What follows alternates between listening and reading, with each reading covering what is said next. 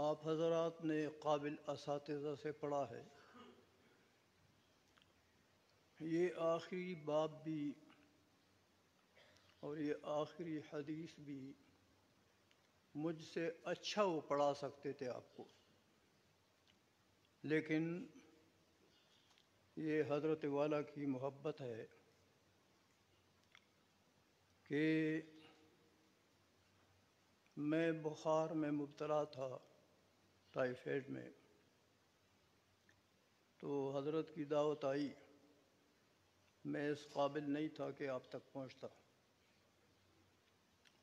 اس لیے پھر حضرت نے مزید محبت کا اظہار فرمایا اور یہ ختم بخاری کو مؤخر کر دیا اس جمعے تک۔ تو میں نے حضرت سے عرض کی ہے کہ سفر کا جو میرا پرہیز تھا وہ تو حضرت کی برکت سے ٹوٹ گیا ہے، سفر تو میں نے کر لیا، لیکن کھانے کا پرہیز ابھی میرا ختم نہیں ہوا، وہ پرہیز ابھی جاری ہے، اس لیے ضعف مجھے بہت زیادہ ہے، کمزوری بہت زیادہ ہے، کچھ اس بیماری کی وجہ سے اور کچھ ٹائیفائڈ کی جو دوائیاں ہوتی ہیں اینٹی بایوٹک اس کی وجہ سے، لیکن بہرحال حضرت کی محبت اور آپ حضرات سے لقاء کی نیت سے میں حاضر ہوا۔ اللہ جل مجدہ ہمیں کتب احادیث کے صحیح معنی میں تحقیقی انداز سے پڑھانے کی توفیق عطا فرمائے۔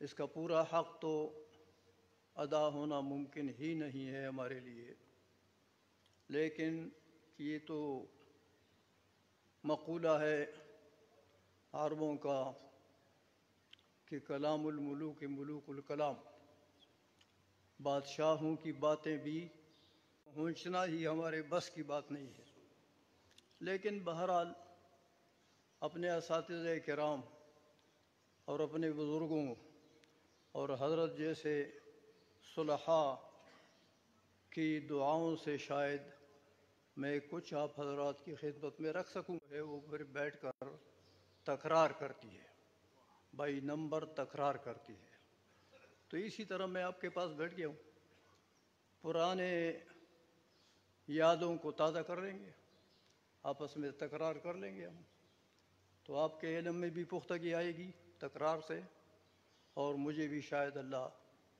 اس کی برکت سے میرے بھی مشکلات آسان فرمائے۔ تو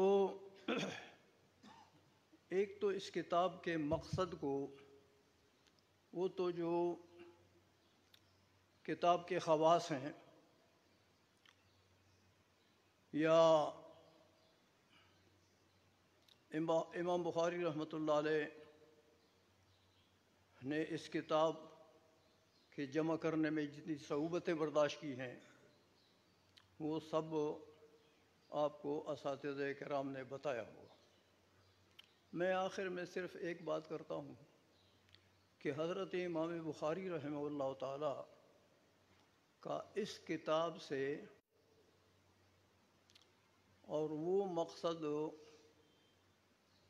دین کے احکام اصولی ہوں کہ فروعی ہوں، دین کے احکام کو احادیث صحیحہ سے مدلل کرنا ہے،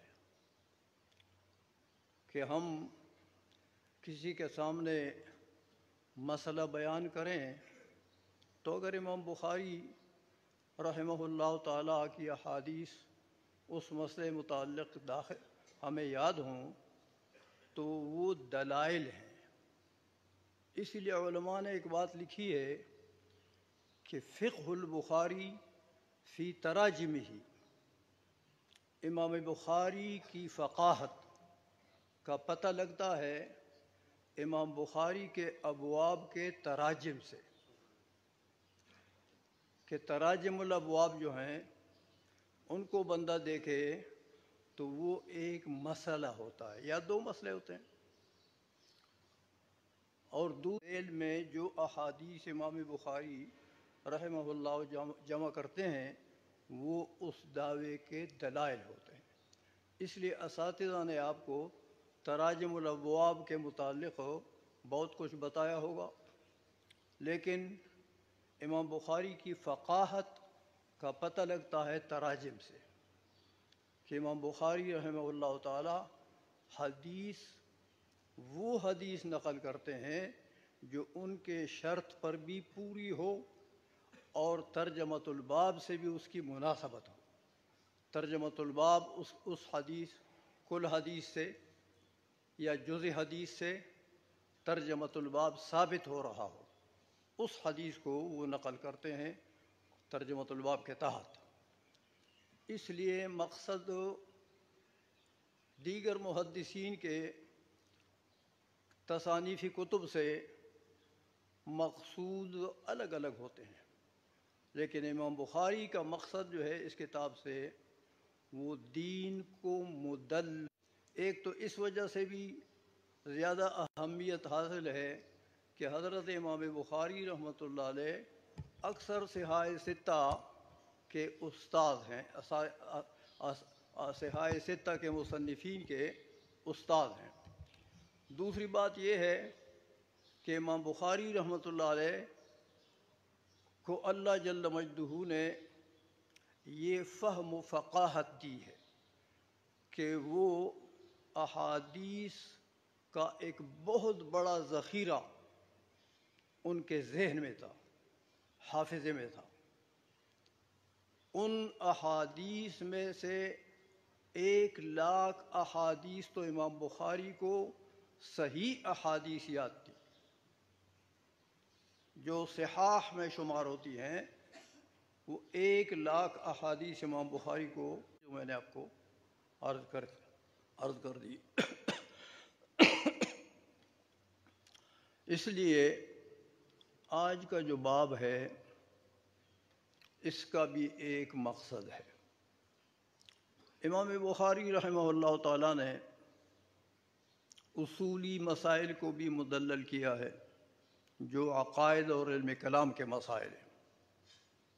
فقہی اور فروعی مسائل کو بھی مدلل کیا ہے، اور فرق ضالہ کا زبردست رد کیا ہے امام بخاری نے اپنی اس کتاب کے اندر. خوارج کا بھی رد کیا، آپ پڑھ چکے ہیں کتاب الاحکام میں اور فتن میں اور دوسرے ابواب میں. خوارج کا بھی رد کیا، معتزلہ کا بھی رد کیا، اور اس کے ساتھ ساتھ گویا کہ یہ جو جبریہ قدریہ یہ فرقے آئے تو ان سب کا جو باطل عقائد تھے اس میں بھی حضرت امام بخاری رحمۃ اللہ علیہ معتزلہ کا رد کرتے ہیں. معتزلہ کا عقیدہ ہے کہ وزن اعمال بروز محشر نہیں ہوگا، اور وہ میں آپ کو ان کے چند دلائل بھی بتاؤں گا، لیکن اگر میں جلدی تھک گیا تو پھر معافی مانگوں گا. اللہ کرے آپ دعا فرمائیں کہ میں اس درس کو جیسے چاہتا ہوں ویسے ادا بھی کر دوں. تو امام بخاری رحمۃ اللہ علیہ نے پہلے تو آیت کریمہ کے ایک حصے کو جو ان کے غرض سے متعلق تھا اس کو وضع کیا. باب قول اللہ وَنَضَعُ الْمَوَازِينَ الْقِسْطَ لِيَوْمِ الْقِيَامَةِ. اس سے مقصد امام بخاری رحمۃ اللہ علیہ کا معتزلہ کا رد ہے کہ وہ کہتے ہیں کہ وزن اعمال نہیں ہوگا، تو اللہ تو وزن نہیں ہے اعمال کا، تو ترازو کی پھر کیا ضرورت ہے؟ کہ اللہ فرماتا ہے کہ نضع الموازین، پتہ لگتا ہے کہ وزن اعمال و اقوال ہوگا. لہذا معتزلہ کا ایک رد تو اس سے ہو گیا کہ قرآن عظیم کے آیات کے معتزلہ کا یہ مذہب خلاف ہے، تو جب قرآن کے خلاف ہے تو ظاہر بات ہے کہ مردود ہے۔ ایک بات یہ ہوئی۔ دوسری بات اس میں تعمیم کر دی کہ وَأَنَّ أَعْمَالَ بَنِي آدَمَ وَقَوْلَهُمْ یا وَأَقْوَالَهُمْ تُوزَنُ، بنی آدم کے اعمال اور اقوال سب توزن، تو یہ معتزلہ کا صحیح رد کر دیا کہ وہ تو کہتے ہیں لا توزنو، امام بخاری نے اس کا نقیض ثابت کر دیا، خود بخود باطل ہو گیا، لہذا ان کا عقیدہ باطل کر دیا۔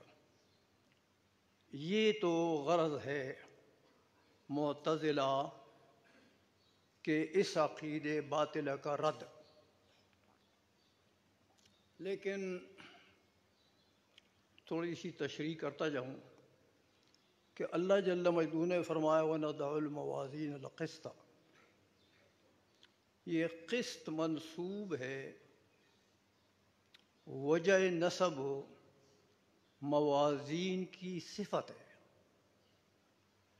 اب طالب علم تو اعتراض کرے گا کہ بھئی موازین تو جمع ہے تو صفت تو مفرد ہے، تو افراد و جمع اور تثنیہ میں تو صفت موصوف ایک جیسے ہوتے ہیں، تو یہاں تو فرق ہے، صفت مفرد ہے اور موصوف جمع ہے۔ لیکن ہمارے علماء اہل سنت اللہ جل مجدہ تو فرمایا کہ قسط مصدر ہے، اور آپ جانتے ہیں کہ مصادر اسماء اجناس ہوتے ہیں، اور اسماء اجناس میں ایک عموم ہوتا ہے کہ اسماء اجناس کا اطلاق قلیل و کثیر، مذکر و مؤنث سب پر ہوتا ہے، اس لیے مصدر عام ہوتا ہے، اس میں موازین و قسط، تو یہ مصدر ہونے کے اعتبار سے اس کو واحد لے آیا ہے۔ امام بخاری رحمۃ اللہ علیہ ہمیں اور آپ کو سمجھانے کے لیے محدثین اور مصنفین حضرات اپنی کتابوں میں یہ بعض چیزیں چھوڑتے ہیں اور بعض چیزوں کا کسی اور وجہ سے ذکر کر لیتے ہیں، وہ اس لیے کہ طالب علم جب یہاں آ جائے اور اس کے ذہن میں آ جائے کہ بھئی یہ صفت تو موصوف کے مطابق نہیں ہے، تو مطابقت چاہیے، تو طالب علم کے ذہن میں ایک طلب اور مقصود تک رسائی کا ایک طلب پیدا ہو جائے گا کہ بھئی یہ تو ٹھیک نہیں، یہ ٹھیک جگہ تک پہنچنا چاہیے۔ تو اس لیے امام بخاری نے بھی یہ کیا کہ بھئی قرآن عظیم کی آیت ہے اور اس میں غلطی نہیں ہے لیکن بلاغت ہے کہ صفت کو بھی ہم جمع کر سکتے ہیں لیکن بحذف مضاف، کہ ذوات القسط، موازین، نضع الموازین ذوات القسط، تو ذوات القسط وہ صفت بن گئی، پھر موازین کی ذوات بھی جمع ہے اور موازین بھی جمع ہے، لہذا وہ اشکال جو ہے وہ حل ہو گیا۔ آگے فرمایا لیوم القیامہ، تو عام محدثین تو لکھتے ہیں کہ لام بمعنی فی ہے، چونکہ حروف جارہ ایک دوسرے کے معنی میں آتے ہیں مجازن، تو لام بمعنی فی یعنی فی یوم القیامہ، جیسے قرآن میں دوسری جگہ آتا ہے کہ لا، اور آپ سب اس کو جانتے ہیں، یہ لیوم القیامہ۔ آگے فرمایا امام بخاری نے اپنا جملہ ملایا عموم ثابت کرنے کے لیے کہ وہ ان اعمال بنی آدم. تو آپ جانتے ہیں کہ جمع کی جب اضافت ہو جائے تو اضافت استغراقی ہوتی ہے، جمعیت باطل ہو جاتی ہے، اور اضافت استغراقی ہوتی ہے، ایک کو بھی شامل ہو جاتا ہے. جمع اگر اپنی ہیئت پر رکھیں تو ایک کو شامل نہیں ہے، لیکن اس کی جمعیت باطل ہو جائے اضافت کی وجہ سے تو اب ایک کو بھی شامل ہو گیا. استغراقی اضافت ہوتی ہے یہ. تو اعمال جمع ہے، اس کو مضاف کر دیا. مطلب یہ ہے کہ ایک تمام جمیع اعمال تولے جائیں گے. اسی طرح اقوال، وہی بھی جمع ہے اور وہی ترتیب ہے کہ جمیع اقوال بنی آدم تولے جائیں گے. جتنی باتیں ہم کرتے ہیں یہ تمام اقوال ہمارے یہ وزن میں آئیں گے، تولے جائیں گے. یہ فرما دیا. اب تولے جائیں گے، کس سے تولے جائیں گے؟ تو یہ بات تو پہلے آ گئی کہ موازین سے تولے جائیں گے. ایک اعتراض یہاں اور ہوتا ہے کہ موازین جمع ہے تو آیا قیامت کے دن موازین کئی ہوں گے یا ایک ہوگا؟ تو چاہتا ہے ایک. یہ سوال بعض علماء نے نقل کیا ہے، لیکن اصل بات یہ ہے اسی بنیاد پر بعض علماء نے محدثین نے یہ قول بھی کیا ہے کہ موازین کئی ہوں گے. کیسے کئی ہوں گے؟ کہتے ہیں ہر مکلف آدمی کے اعمال کے جتنے اصناف ہیں، جتنے اقسام ہیں، ہر قسم عمل اور ہر نوع عمل کے لیے علیحدہ میزان ہوگا. تو اب آپ اندازہ لگائیں کہ معاملہ بہت بڑھ گیا. دوسری بات جو محدثین فرماتے ہیں وہ یہ ہے کہ راجح قول یہ ہے کہ میزان تو ایک ہے، کئی نہیں ہے. لیکن اس ایک میزان سے اللہ جل مجدہ نے تعبیر کر دی جمع سے، تفخیم شان کے لیے، عظمت شان کے لیے، کہ ہے میزان تو ایک لیکن وہ کام کرے گا کئی موازین کا. تو عظیم الشان میزان ہے وہ. کیسے عظیم الشان ہے؟ علماء لکھتے ہیں کہ یہ میزان، اس کا ایک لسان، وہ جو کیسے ہوں گے، اس کے جو دو چھابڑی ہوتی ہے وہ کیسے ہوں گے؟ فرماتے ہیں کہ ایک کفہ نور کا بنا ہوگا، دوسرا کفہ ظلمات کا بنا ہوگا. نور کا کفہ، اس میں نیک اعمال ڈالے جائیں گے، معاصی اور کافروں کا کفر اور شرک وغیرہ یہ ظلمات کے سے بنے ہوئے کف میں ڈالے جائیں گے. یہ تو یہ ہوا. دوسری بات یہ فرماتے ہیں کہ اس میزان کا ایک کفہ اتنا بڑا ہے کہ اس میں اگر سماوات اور ارضین سب کو ڈالا جائے تو وہ مطابق تو وہ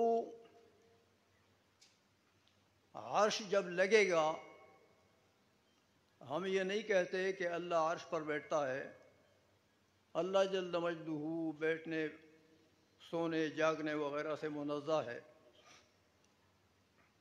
لیکن جیسے بھی اللہ جل مجدہ جس کیفیت میں بھی اپنے بندوں کا حساب لیتا ہے، وہ اللہ جل مجدہ کی ذات بابرکات کے دائیں طرف نور والا کفہ لگے گا، بائیں طرف ظلمات والا کفہ لگے گا، اور اعمال بنی آدم اور اقوال بنی آدم اللہ جل مجدہ کے حضور میں تولے جائیں گے۔ صاحب المیزان کون ہوگا؟ حضرت علیہ الصلوۃ والسلام وہ ہوں گے، لیکن جب تول شروع ہوگا تو کیفیت یہ ہوگی کہ اللہ جل مجدہ ہمارے ابا جان حضرت آدم علیہ الصلوۃ والسلام کو حکم دیں گے کہ جا اور اپنے بچوں کے اعمال کے تول کے مشاہدہ کے لیے وہاں حاضری دو۔ آدم علیہ الصلوۃ والسلام کو اللہ جل مجدہ اپنے حکم کے مطابق کھڑا کر دیں گے، پھر آدم علیہ السلام کو فرمائیں گے کہ تو میرے اور تیرے بچوں کے درمیان میں حکم ہے، تو میں اس لیے میں کھڑا کرتا ہوں وہاں پر کہ آپ دیکھ لیں کہ میں کسی کو جس کا ایک ذرہ نیکیوں کا تول زیادہ ہوگا، وہ میرا فیصلہ یہ ہے کہ وہ جنت میں جائے گا۔ جہنم میں بھیجیں گے تو ظلماً نہیں بھیجیں گے، وہ تو ہم نے قرآن میں پہلے وعدہ کیا ہے تمہارے بچوں سے کہ ان اللہ لا یظلم مثقال ذرہ، اللہ رائی کے دانے کے برابر بھی ظلم نہیں کرتا کسی پر، لہذا کھڑے ہو کر دیکھو، قانون کے مطابق تول ہوگا اور قانون یہ ہوگا۔ آدم علیہ الصلوۃ والسلام کھڑے ہوں گے اور فرشتے اعمال بنی آدم کو لائیں گے اور ہر بندے کے حضور میں اس کا عمل اور اقوال تولے جائیں گے۔ یہ تو کیفیت محدثین نے، علماء نے بیان کی ہے۔ اور دوسری بات یہ ہے کہ اس کیفیت کا اگر کوئی منکر ہے کہ وزن بھی، وزن اعمال بھی قیامت کے دن حق ہے اور موازین کا نصب ہوگا، تو یہ تو نصوص قطعیہ ہیں، تو نصوص قطعیہ کا منکر کافر ہوتا ہے کہ قرآن عظیم گویا کہ قطعی الثبوت ہے۔ ثبوت تو قرآن کا، آپ نے اصول فقہ پڑھا ہے، قرآن کا ثبوت قطعی ہے، نقل بطریق متواتر ہے، اور لیکن قرآن کریم میں آیات ظنیہ ہیں، یعنی وہ ظنی کا یہ مطلب ہے کہ اگر ایک آیت میں کئی احتمالات ہیں معانی اور مدلولات کے، تو وہ ایک احتمال پر وہ قطعیت نصوص قطعیہ سے ثابت نہیں ہے، کیفیت اخبار احاد سے ثابت ہے، لہذا کیفیت ظنی ہے اور وزن کا ثبوت قطعی ہے۔ یہ تو وزن کی بات ہو گئی، لیکن ایک بات یہ ہے کہ امام بخاری رحمہ اللہ تعالیٰ نے جو جملہ فرمایا کہ ان اعمال بنی آدم واقوالہم توزن، اس دونوں جملوں میں عموم ہے،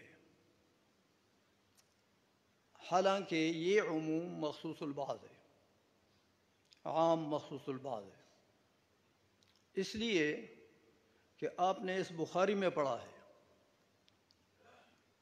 کہ حضور نے فرمایا میری امت کے 70,000 لوگ وہ ہوں گے جن کو اللہ جل مجدہ بغیر، تو یہ تو اس کی کرم نوازی ہے. اس لیے طول یہ عام نہیں ہے بلکہ یہ 70,000 مستثنیٰ ہے. ان کا نہ حساب ہے، نہ ان کو عمل نامہ ملے گا، اور نہ حساب ہے، بے حساب جاؤ جنت. ایک وہ بندے. دوسرے وہ بندے جنہوں نے محض کفر کیا، کفر کے علاوہ نہ کوئی اور گناہ کیا، نہ کوئی اور نیکی کی، سوائے شرک اور کفر کے اس کے پاس اور کوئی نہیں ہے. تو یہ بندہ بھی جہنم میں بلا حساب بھیجا جائے گا. اس کے بھی گویا کہ حساب و کتاب نہیں ہوگا. تو اس لیے یہ عام تو امام بخاری نے رکھا، لیکن یہ عام مخصوص البعض ہے. جی 10 منٹ. اچھا، تو اب میں کوشش کرتا ہوں کہ مختصر کروں. میں جس تفصیل سے جا رہا ہوں اس کے لیے تو مجھے 2 گھنٹے چاہیے کم از کم، لیکن وہ 2 گھنٹے کا موقع مجھے صرف ایک جگہ ملا ہے. جب سے میں ختم بخاری کے لیے حضرات بلاتے ہیں تو 2 گھنٹے کا موقع صرف ایک جگہ ملا ہے، جو میں نے صحیح طریقے سے بخاری کے اس باب کو حل کیا تھا. بہرحال یہ ٹائم کا بھی لحاظ، پابندی کا یہ بھی ضروری ہوتا ہے. تو اس لیے آگے فرمان ہے جو جلیل القدر تابعی ہیں اور حضرت عبداللہ ابن عباس کے خاص تلامذہ میں سے ہیں، تو انہوں نے فرمایا کہ قسطاس العدل بالرومیت، رومی زبان میں یہ عدل کا نام ہے، اس کا ترجمہ عدل اور انصاف ہے. وَيُقَالُ القسط مصدر المقسط. علماء فرماتے ہیں، امام بخاری فرماتے ہیں یقال کہ قسط جو ہے یہ مقسط کا مصدر ہے. اب آپ بھی اعتراض کریں گے کہ قسط تو مقسط کا مصدر نہیں ہے. مقسط تو باب افعال سے اسم فاعل کا صیغہ ہے، تو اسم فاعل صفت کے صیغے. اس لیے علماء پھر یہاں بھی جوابات دیتے ہیں کہ مصدر المقسط، یا تو یہاں پر ایک مصدر کا لفظ محذوف اور مان لیں کہ القسط مصدر المقسط. قسط مقسط کا مصدر اقساط آتا ہے، تو اقساط سے مزید حروف محذوف کریں تو قسط رہ گیا، تو مصدر المقسط. پھر بھی جواب ہو گیا. یا یہ کہ صراحتاً وہ بول دیتے ہیں کہ قسط یہ مصدر المقسط بحذف الزوائد، یہ بحذف الزوائد ساتھ میں لائیں گے. بہرحال یہ مسئلہ بھی اسی طرح ہے. پھر فرماتے ہیں وہ ہوا تو معنی میں تغیر آ جاتا ہے. جیسے دیکھو کہتے قسط جو ہے یہ اس کا معنی عادل، لیکن مقسط بمعنی مقابل، جائر، ظالم. تو اب صرف باب بدل گیا ہے اور کوئی فرق تو نہیں آیا. آگے سند حدیث تک ہم پہنچ گئے. سند حدیث پر کلام کم کریں گے، صرف حضرت ابو ہریرہ رضی اللہ تعالیٰ کا ٹائم نہیں ہے ہمارے پاس، اس لیے یہ کلام حدیث پر چھوڑ دیں گے. لیکن حضرت ابو ہریرہ روایت فرماتے ہیں کہ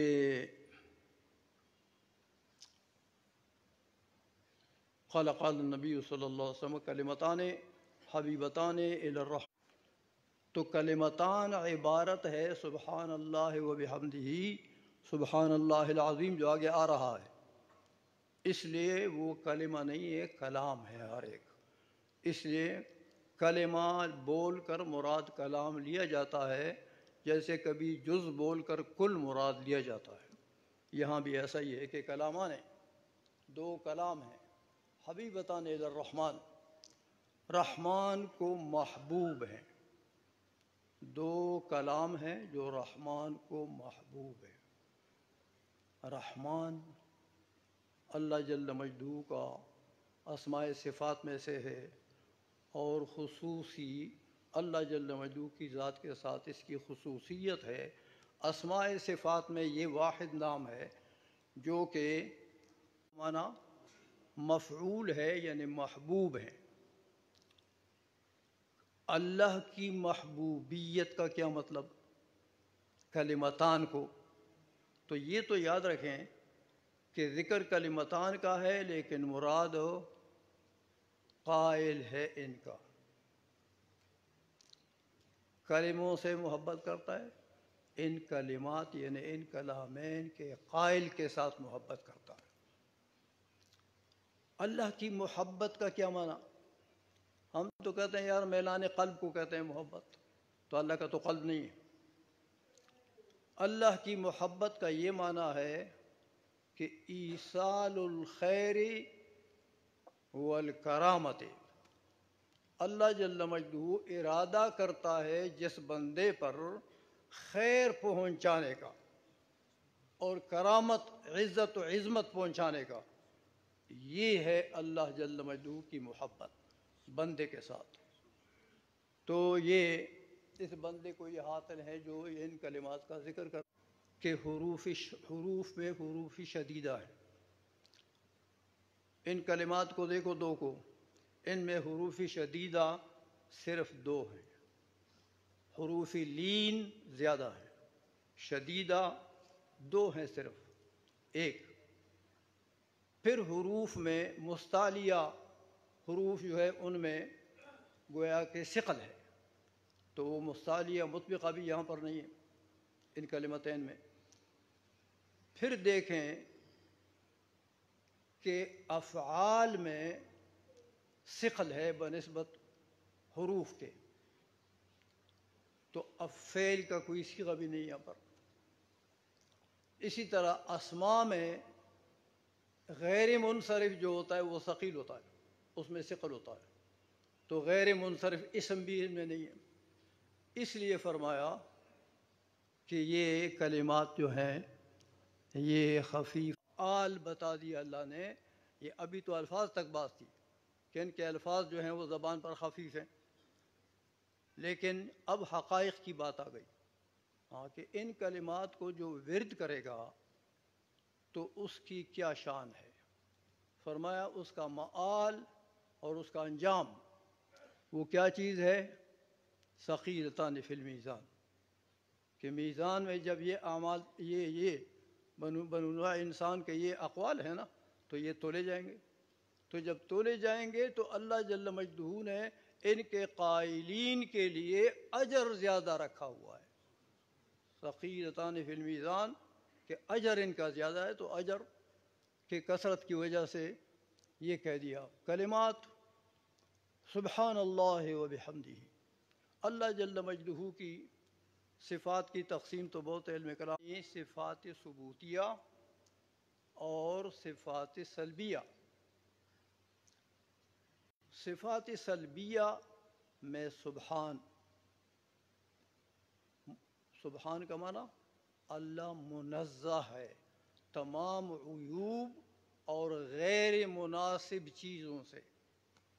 تمام عیوب اور اس سے غیر مناسبت رکھنے والی چیزیں اللہ منزہ ہے. سبحان کا تو معنی یہ ہوا سبحان اللہ و بحمدہ. حمد تو سبحان سے اشارہ ہو گیا تنزیہات کی طرف جو صفات سلبیہ ہیں کہ لیس بجوہر ولا عرض ولا آکل ولا شارب ولا ماشن، یہ سب صفات سلبیہ. سبحان سے اشارہ. صفات ثبوتیہ اشاعرہ کے نزدیک اور 8 صفات ثبوتیہ ماتریدیہ کے نزدیک، تو وہ تکوین بھی ملاتے ہیں.